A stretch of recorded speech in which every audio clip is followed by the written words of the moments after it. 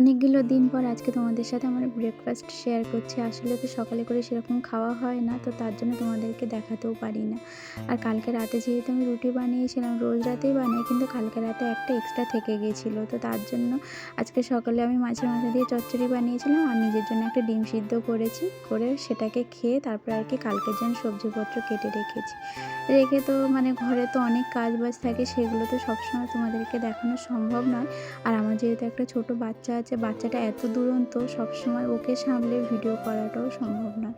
তো যেটুকু পারি তোমাদের সাথে শেয়ার করি। তো তারপরে আর কি অনেক জামাকাপড় ছিল বাইরে, সেগুলো তুলেছি। আর পাপা যেহেতু রোজ জলটা আমি রোদে দিই, তো সেই জলটা না অনেক গরম হয়ে যায়, তো তার জন্য আগে থেকেই তুলে রাখলাম।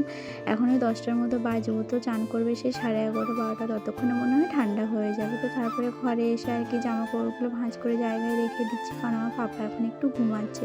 ও উঠে গেলে তো আমাকে আর কোনো কাজ